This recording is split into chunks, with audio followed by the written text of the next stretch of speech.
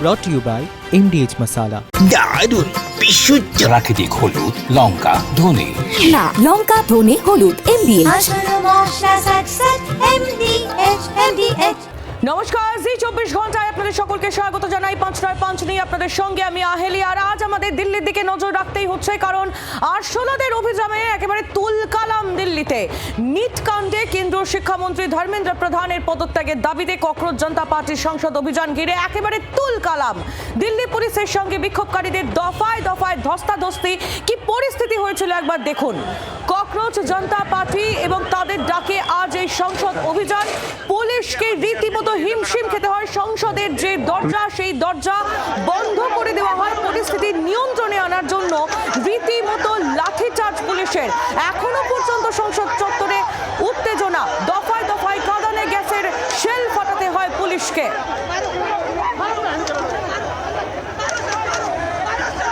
বিক্ষোভকারীদের টেনে হিঁচড়ে সরানো হয় এলাকা থেকে। বন্ধ করে দেওয়া হয় সংসদ ভবনের মূল ফটক।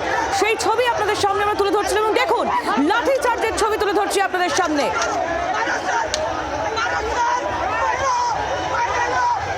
বিক্ষোভকারীদের ঠিক এভাবেই টেনে হিঁচড়ে নিয়ে যাওয়া হয়। আর সব মিলিয়ে পুরো গোটা ঘটনায় উত্তাল হয়ে ওঠে রাজধানী। कार्रवाई की जाएगी।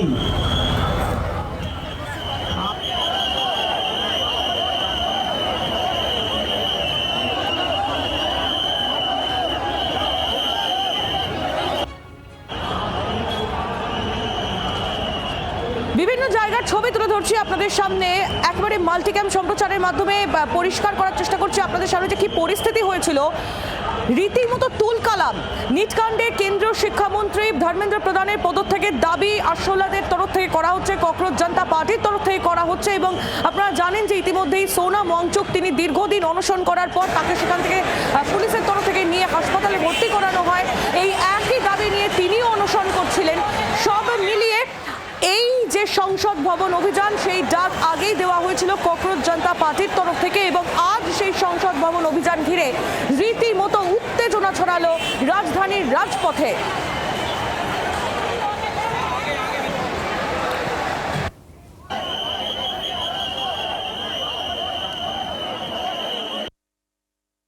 पूरे लाठीचार्ज आगे बढ़ गए हैं, पूरा तोड़ दिया बैरिकेड। ये संसद पहुंच गए पूरा। ये अगर विजुअल जवाब से मतलब पूरा तोड़ दिया इन्होंने, संसद तक पहुंच गए हैं। और कभी भी हिंसा, पूरा हिंसा डीसीपी को तोड़ दिया, पहुंच गए संसद भवन पहुंच गए। और ये आखिरी बैरिकेड तोड़कर ये संसद भवन की ओर पहुंच गए हैं ये प्रदर्शनकारी। और यहाँ पर ये संसद भवन तक पहुंच गए हैं और ये प्रदर्शनकारियों ने 3 बैरिकेड तोड़ दिया है और यहाँ पर इस समय संसद की ओर मूव कर रहे हैं। और अब इनकी कोशिश है यहाँ पर सामना सीआरपीएफ और जो बीएसएफ के जवान हैं, यहाँ वाटर कैनन भी तैयार है और आंसू गैस के गोले भी तैयार हैं प्रदर्शनकारियों को रोकने के लिए। पुलिस का कई बैरिकेड तोड़कर प्रदर्शनकारी यहाँ पर पहुँच गए हैं। একেবারে সেই মুহূর্তে কি পরিস্থিতি ছিল আমাদের প্রতিনিধির মাধ্যমে, জি মিডিয়ার প্রতিনিধির মাধ্যমে তুলে ধরছিলাম আপনাদের সামনে। একেবারে উত্তাল হয়ে যায় পরিস্থিতি। শিক্ষামন্ত্রী, কেন্দ্রীয় শিক্ষামন্ত্রী ধর্মেন্দ্র প্রধান, তার পদত্যাগের দাবি দীর্ঘদিন ধরে ককরোচ জনতা পার্টির তরফ থেকে করা হচ্ছে। কারণ নিট কাণ্ডের পর থেকেই রীতিমতো কেন্দ্রীয় শিক্ষামন্ত্রীর দিকেই পুরো বিষয়টা ঠেলে দেওয়া এবং তারপর সেই দায় নিয়ে পদত্যাগ করতে হবে কেন্দ্রীয় শিক্ষামন্ত্রীকে, এমনটাই দাবি করা হয় ককরোচ জনতা পার্টির তরফ থেকে। প্রথমে আমরা দেখেছিলাম যে ককরোচ জনতা পার্টির তরফ থেকে অনশন কর্মসূচি এবং তারপর সংসদ অভিযানের ডাক দেওয়া হয়। আর সেই সংসদ অভিযান আজ ছিল, যা ঘিরে দিল্লিতে রীতিমতো উত্তেজনা। পুলিশের সঙ্গে বিক্ষোভকারীদের দফায় দফায় ধস্তাধস্তি। বিপুল সংখ্যক বিক্ষোভকারীরা গিয়ে পৌঁছন সেখানে এবং তাদেরকে আটকাতে, তাদের ছত্রভঙ্গ করতে বিশাল সংখ্যক দিল্লি পুলিশের বাহিনীও গিয়ে পৌঁছয়। দেখুন সেই ছবি।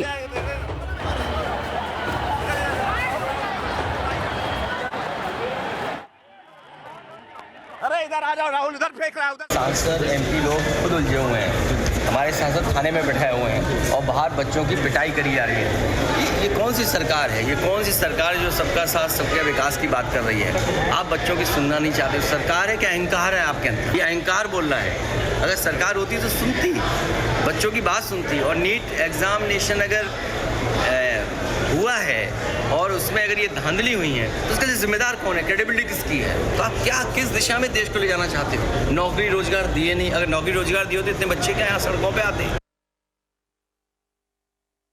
हम सब कह रहे हैं डिस्कस करो, एजुकेशन पॉलिसी में प्रॉब्लम्स हैं, बड़े बड़े इश्यूज हैं, आप डिस्कस करने के लिए राजी नहीं है और बच्चों पे आप टीयर गैस कर रहे हो और उनकी पिटाई कर रहे हो, किस लिए?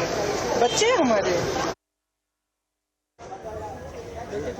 अगर कुछ प्रॉब्लम है तो अच्छी तरह से डिस्कस करना चाहिए, इंस्टेड ऑफ ऐसे प्रोटेस्ट करने से तो कुछ काम नहीं होगा। और आप अगर देश के जितने युवा है, एजुकेशन सिस्टम है, इसके लिए हमारी मोदी सरकार हमेशा साथ रहा है, बहुत काम किया है उसके लिए। अभी ये जो आप लोग प्रोटेस्ट कर रहे हैं इसका कोई मतलब ही नहीं है। इतने में कहूँगी बात करके इसको सॉल्व करना चाहिए।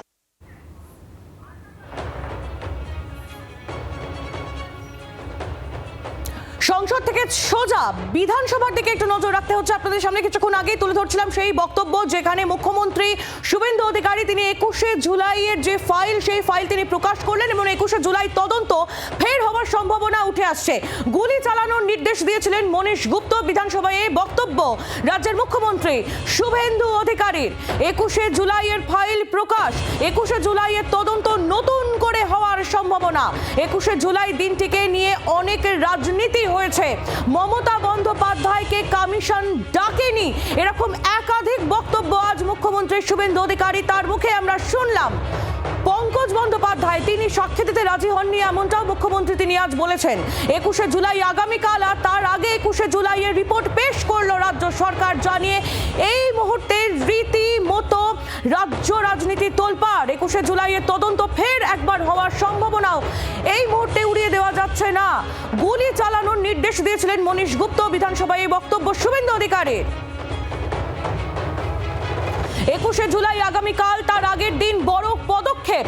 21শে জুলাইয়ের যে ফাইল, সে ফাইল আজ খুললো এবং 21শে জুলাই তদন্ত ফের একবার হওয়ার সম্ভাবনা। শ্রেয়সী গঙ্গোপাধ্যায় আমাদের প্রতিনিধি এই মুহূর্তে রয়েছেন আমাদের সঙ্গে টেলিফোন লাইনে। শ্রেয়সী, একেবারে দেখো 21শে জুলাই নিয়ে যে তথ্য আজকে সদনে পেশ করলেন মুখ্যমন্ত্রী শুভেন্দু অধিকারী, তার নিঃসন্দেহে অত্যন্ত তাৎপর্যপূর্ণ এবং সেই চাঞ্চল্যকর বলা যেতে পারে। তার কারণ এক্ষেত্রে শুভেন্দু অধিকারী তিনি যখন 21শে জুলাই যে রিপোর্ট যখন তিনি পেশ করছেন, 21শে জুলাই কমিশনের যে রিপোর্ট, সেই রিপোর্টে যেটা অবজারভেশন এবং তার যা যা রেকমেন্ডেশন সেইগুলোর কথা উল্লেখ করছেন।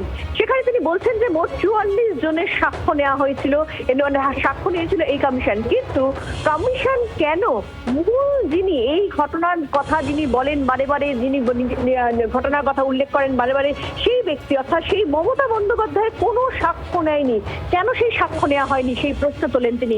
কারণ 44 জনের যে তালিকা তিনি পাঠ করেন সেখানে মমতা বন্দ্যোপাধ্যায়ের নাম ছিল না। পাশাপাশি তিনি এটাও বলেন হয়তো বলে দেওয়া হয়েছিল যে আমার সাক্ষ্য নেওয়া যাবে না। এরপরে তিনি এক্ষেত্রে যে অবজারভেশন গুলো ছিল কমিশনের, সেটা যখন তিনি উল্লেখ করছেন তখন তিনি সেখানে বলেন যে এক্ষেত্রে পঙ্কজ বন্দ্যোপাধ্যায় তিনি কিন্তু সেই সময় কোনো সেক্ষেত্রে বিবৃতি দিতে বা সাক্ষ্য দিতে চাননি। তার কারণ তার বক্তব্য ছিল যে এক্ষেত্রে তিনি পঙ্কজ বন্দ্যোপাধ্যায় মনে করেন যে মূল কালপ্রিট হচ্ছে 21শে জুলাই গুলি চালনার মূল কালপ্রিট হচ্ছেন মনীশ গুপ্ত, কিন্তু মমতা বন্দ্যোপাধ্যায়ের ক্যাবিনেটে তাকেই জায়গা করে দেওয়া হয়েছে, ফলে এই ক্ষেত্রে তিনি সাক্ষী দেবেন না। এর পাশাপাশি এক্ষেত্রে তিনি আরো একটা অবজারভেশন উল্লেখ করেন এক্ষেত্রে, যেখানে তিনি বলেন যে এক্ষেত্রে কমিশন বলছে যে এক্ষেত্রে গুলি চালনা সংক্রান্ত যে নথিগুলো দরকার ছিল সেই নথিগুলো সেক্ষেত্রে কিন্তু সেই সময় রাইটার্স বিল্ডিং থেকে বা সচিবালয় থেকে তাদেরকে দেওয়া হয়নি, সেই নথিগুলো হারিয়ে গেছে বলা হয়। ফলে এখানে তিনি প্রশ্ন তোলেন যে এক্ষেত্রে কার সময় এই নথিগুলো দরকার ছিল, কারা এই নথিগুলো কমিশনকে দিতে পারত। সেই সময় কিন্তু মমতা বন্দ্যোপাধ্যায় তখন মুখ্যমন্ত্রী, তিনি কিন্তু সেই নথিগুলো চাইলে দিতে পারতেন কমিশনকে, কিন্তু কার্যত সেই নথি কিন্তু কমিশনকে দেওয়া হয়নি। মানে কার্যত কিন্তু একাধিক যে তথ্য আজকে মুখ্যমন্ত্রী শুভেন্দু অধিকারী এই কমিশনের রিপোর্ট পেশ করার সময় তুলে ধরেন, সেখানে নির্দিষ্টভাবে কমিশনের কাছে যা যা প্রয়োজনীয় তথ্য ছিল ছিল, যেগুলো রাইটার্স বিল্ডিং বা সচিবালয় থেকে আসার কথা ছিল, সেই তথ্য তাদেরকে দেওয়া হয়নি, সেটা কমিশন নিজে বলছে তাদের রিপোর্টে, সেই বিষয়টা তিনি তুলে ধরেন। পাশাপাশি অবজারভেশনের ক্ষেত্রেও কিন্তু একাধিক অবজারভেশন তিনি বলছেন যে এক্ষেত্রে তার মধ্যে অত্যন্ত গুরুত্বপূর্ণ যেটা তিনি বলছেন যে এক্ষেত্রে যারা ক্ষতিগ্রস্ত তাদেরকে কিন্তু কমিশন 25 লাখ টাকা, অর্থাৎ যারা নিহত হয়েছেন সেই নিহতদের প্রত্যেক পরিবার পিছু 25 লাখ টাকা করে দিতে বলেছিল কমিশন। কিন্তু এই কমিশন 21শে জুলাই কমিশন বলা সত্ত্বেও সেই পরিবারগুলোকে 25 লাখ টাকা তো দূরস্থ, তাদেরকে 2 লাখ টাকা মাত্র দেওয়া হয়েছিল। শুধু তাই নয়, তিনি যেটা বলছেন যে আহতদের যে পরিমাণ ক্ষতিপূরণ দিতে বলা হয়েছিল সেটাও কিন্তু কার্যত দেওয়া হয়নি। একেবারে শ্রেয়সী, আমি আসবো তোমার কাছে, তোমার থেকে আরো তথ্য নেব, তুমি একটু আমাদের সঙ্গে থাকো। মনীষ গুপ্তকে নিয়ে আজ মুখ্যমন্ত্রী শুভেন্দু অধিকারী তার বক্তব্য এই 21শে জুলাই প্রসঙ্গে একটু শুনে নি।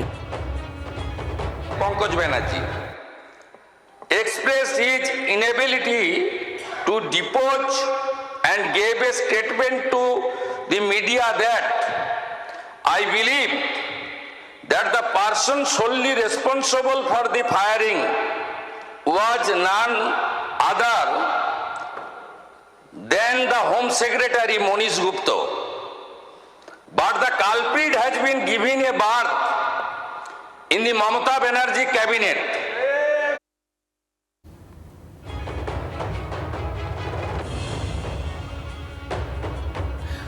মুখ্যমন্ত্রীর বক্তব্য আমরা শুনছিলাম, শুধু তাই নয়, তিনি এও বলেছেন যে তৎকালীন মুখ্যমন্ত্রী মমতা বন্দ্যোপাধ্যায় তাকেও সাক্ষীর জন্য ডাকা হয়নি। এই প্রসঙ্গে কি বললেন শুভেন্দু অধিকারী, শুনুন। সবচেয়ে বড় যিনি সাক্ষী হিসেবে নিজেকে দাবি করেন প্রাক্তন মুখ্যমন্ত্রী মমতা বন্দ্যোপাধ্যায়কে কমিশন ডাকার প্রয়োজন মনে করেনি। হয়তো আলাদা করে বলে দিয়েছিলেন যে আমাকে ডাকবেন না। আপনারা যদি ফ্রেশ এফআইআর করতে চান সে সুযোগ বর্তমান সরকার দেবে। আপনারা যদি কমিশনের সুপারিশ মতো ক্ষতিপূরণ বর্তমান সরকারের কাছে চান, মুখ্যমন্ত্রী রিলিফ ফান্ড থেকে আমি সেই ক্ষতিপূরণ দেব। অত্যন্ত তাৎপর্যপূর্ণ একের পর এক বক্তব্য এবং পর্যবেক্ষণ আজ রাজ্যের মুখ্যমন্ত্রী শুভেন্দু অধিকারীর মুখে আমরা শুনলাম। 21শে জুলাইয়ের একেবারে প্রাক্কালে এই 21শে জুলাইয়ের ফাইল প্রকাশ অত্যন্ত গুরুত্বপূর্ণ। বিধানসভায় আজ মুখ্যমন্ত্রী তিনি এও বলেছেন, শহীদ পরিবারের উদ্দেশ্যেও তিনি বলেছেন যে ক্ষতিপূরণ যদি তারা চান তাহলে তারা পেতে পারেন। শহীদ পরিবারের উদ্দেশ্যে এও বলা হয়েছে যদি নতুন করে ফ্রেশ এফআইআর তারা করতে চান, নতুন করে এফআইআর তারা করতে চান তাহলে সে সুযোগও রাজ্য সরকার তাদের দেবেন। শুধু তাই নয়, ক্ষতিপূরণ, সেই ক্ষতিপূরণ যদি তারা দাবি করেন তাহলে মুখ্যমন্ত্রী তার রিলিফ ফান্ড থেকে ক্ষতিপূরণের ব্যবস্থা করে দেবেন 21শে জুলাইয়ের শহীদ পরিবারকে। এমনটাই জানিয়েছেন মুখ্যমন্ত্রী স্বয়ং শুভেন্দু অধিকারী, তার বক্তব্য আপনারা শুনছিলাম। 21শে জুলাইয়ের তদন্ত ফের একবার হওয়ার সম্ভাবনা আরো জোরালো হলো। গুলি চালানোর নির্দেশ দিয়েছিলেন মনীশ গুপ্ত, বিধানসভায় বললেন শুভেন্দু অধিকারী। শুধু তাই নয়, আরো একাধিক বক্তব্য, আরো একাধিক পর্যবেক্ষণ তার মুখে আমরা শুনলাম। 21শে জুলাই নিয়ে মুখ্যমন্ত্রীর কাঠগড়ায় তৃণমূল সরকার। শুধু তাই নয়, প্রাক্তন মুখ্যমন্ত্রী, তৎকালীন মুখ্যমন্ত্রী মমতা বন্দ্যোপাধ্যায়, তাকেও বিধে একাধিক বক্তব্য আজ শুভেন্দু অধিকারী তিনি রেখেছেন। যে কজনের সাক্ষী নেওয়া হয়েছিল, 44 জনের সাক্ষী নেওয়া হয়েছিল, তার মধ্যে মুখ্যমন্ত্রী, তৎকালীন মুখ্যমন্ত্রী মমতা বন্দ্যোপাধ্যায় ছিলেন না। কেন ছিলেন না, কেন তিনি সাক্ষী দেননি, সে বক্তব্য আজ, সে প্রশ্নও আজ উত্থাপিত করলেন শুভেন্দু অধিকারী। এবং মনীশ গুপ্তকে নিয়ে একাধিক বক্তব্য আজকে আমরা শুনলাম শুভেন্দু অধিকারীর মুখে। আমরা কথা বলবো, আমাদের প্রতিনিধি শ্রেয়সী গঙ্গোপাধ্যায় আমাদের সঙ্গে রয়েছেন টেলিফোন লাইনে। শ্রেয়সী, এই মনীশ গুপ্ত, তাকে নিয়ে আজ একাধিক বক্তব্য আমরা শুভেন্দু অধিকারীর মুখে শুনলাম। একেবারে কার্যত, এবং শুধু তাই নয়, তিনি আজকে তার বক্তব্য শেষে এটাও বলছেন যে এক্ষেত্রে যে সমস্ত পরিবার ক্ষতিগ্রস্ত হয়েছে সেই সমস্ত পরিবারের সদস্যরা তারা যদি মনে করেন যে তারা এই ঘটনা নিয়ে, অর্থাৎ 21শে জুলাইয়ের যে ঘটনা নিয়ে, সেই ঘটনার ক্ষেত্রে তারা নতুনভাবে তারা চান তদন্ত হোক, তাহলে কিন্তু সেক্ষেত্রে তারা এফআইআর করতে পারেন। এবং তারা যদি এই কমিশনের সুপারিশ মতো সেক্ষেত্রে তারা যদি সেই ক্ষতিপূরণটাও চান, সেটাও কিন্তু সেক্ষেত্রে মুখ্যমন্ত্রীর যে ফান্ড আছে বা মুখ্যমন্ত্রীর যে তহবিল আছে সেখান থেকে সরকার সেটা তাদেরকে দেওয়ার ব্যবস্থা করবে, এমনটাও কিন্তু জানিয়েছেন তিনি। তবে তিনি এটা বারবার সতর্ক করেছেন যে যারা এই 21শে জুলাইয়ের এই ঘটনাকে ব্যবহার করে যারা আমেরিকাতে চোখের চিকিৎসা করাতে গেল, তিনি পাশাপাশি এটাও বলছেন যে 21শে জুলাই এই ঘটনাকে ব্যবহার করে যারা এক্ষেত্রে কালীঘাটে একাধিক প্লটে নির্দিষ্টভাবে সেই প্লটের সংখ্যা উল্লেখ করছেন তিনি, সে একাধিক প্লট কিনলো, যারা বিশাল বাড়ি বানালো, যারা এক্ষেত্রে চার্টার ফ্লাইটে করে এক জায়গা থেকে অন্য জায়গায় গেল। অর্থাৎ শ্রেয়সী মুখ্যমন্ত্রী তিনি আজ স্পষ্ট বলছেন যে এই শহীদ আবেগকে ব্যবহার করে তৃণমূল ফুলে ফেপে উঠেছিল। একেবারে কার্যত, এবং শুধু বলছেন না, তিনি তার একাধিক নিদর্শন দিচ্ছেন এবং সেই নিদর্শন দিয়ে তিনি বলছেন যে কার্যত 21শে জুলাইয়ের মানুষগুলো যে ক্ষতিপূরণ পাওয়ার কথা কমিশন যেটা বলেছিল সেই ক্ষতিপূরণের ধারে কাছে পর্যন্ত যায়নি তারা সেই মমতা বন্দ্যোপাধ্যায়ের সরকার সেই ক্ষতিপূরণের ধারে কাছে পর্যন্ত যায়নি। 25 লাখ টাকা করে মৃতদের ক্ষতিপূরণ দিতে বলা হয়েছিল কমিশন, এবং সেক্ষেত্রে মাত্র 2 লাখ টাকা করে দেওয়া হয়েছিল। তিনি প্রশ্ন তুলছেন যে এই কমিশন যেটা তৈরি করা হলো, কেন সেই কমিশনের রিপোর্ট প্রকাশ্যে আনা হলো না, কেন নির্দিষ্টভাবে এই তদন্তটা ঠিকভাবে করার জন্য।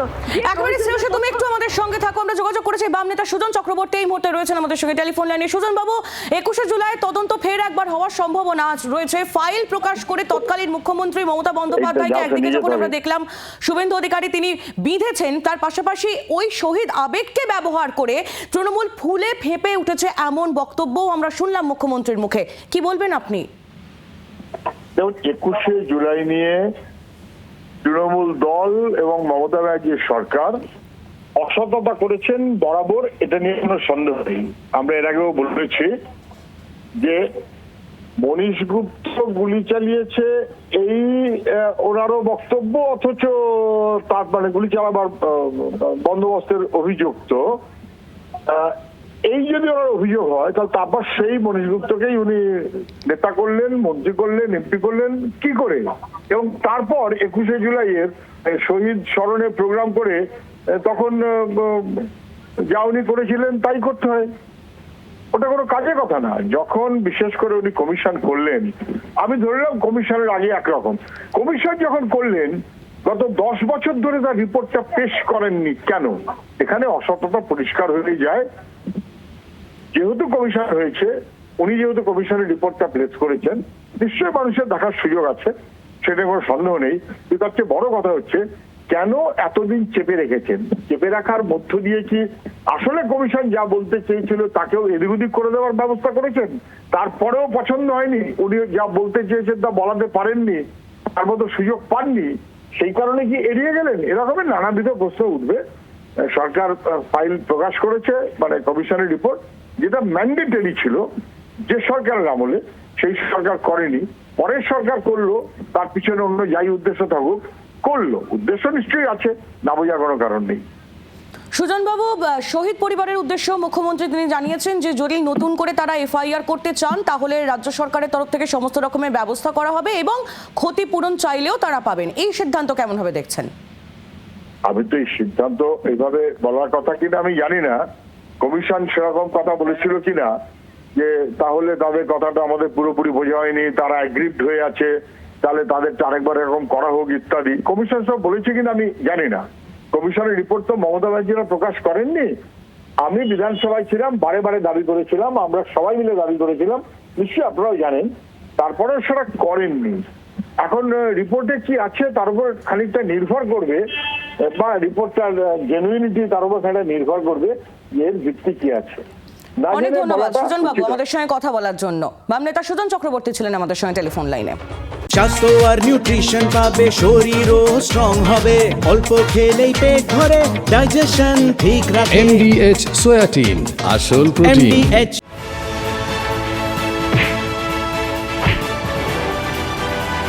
brought to you by MDH Masala।